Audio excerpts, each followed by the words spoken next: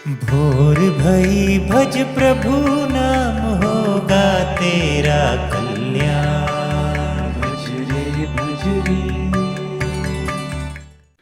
आइए सुनते हैं आज की कहानी छड़ी की करामात।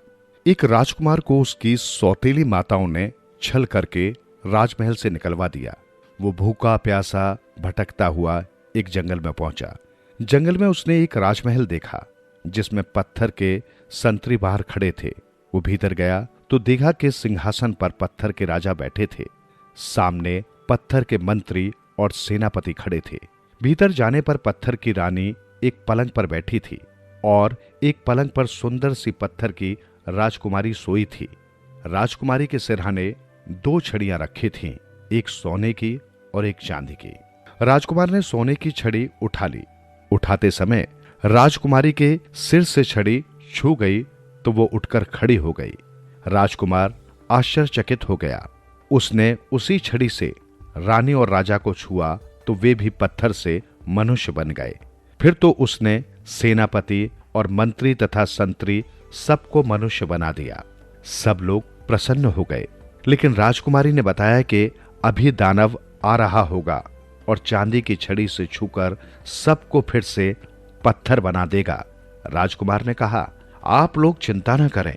राजकुमार महल के बाहर चांदी की छड़ी कपड़े में लपेटकर खड़ा हो गया। उसने राजकुमारी को सोने की छड़ी दे दी कि यदि मैं पत्थर का बन जाऊं तो मुझे सोने की छड़ी छुआ देना। थोड़ी देर में दानव महल में घुसने लगा तो राजकुमार ने उसे चांदी की छड़ी छुआ दी। वो पत्थर का हो गया, किंतु छड़ी के स्पर्श से राजकुमार भी पत्थर का हो गया। राजकुमारी ने सोने की छड़ी से उसे मनुष्य बना दिया। राजा रानी ने राजकुमार से अपनी राजकुमारी का विवाह कर दिया। वे दोनों छड़ियां अपने साथ लेकर वो अपने राज्य में वापस आया। उसकी विमाता के क्रूर व्यवहार और पुत्र के वियोग से माता पिता रोते रोते अंधे हो गए थे।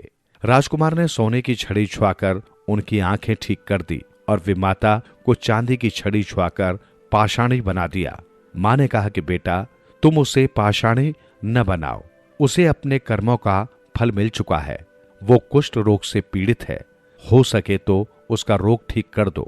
राजकुमार ने ऐसा ही किया और विमाता ने अपने निरोगी काया देखकर पुत्र को आशीर्वाद दिया तथा उसकी माता के चरणों पर गिर पड़ी।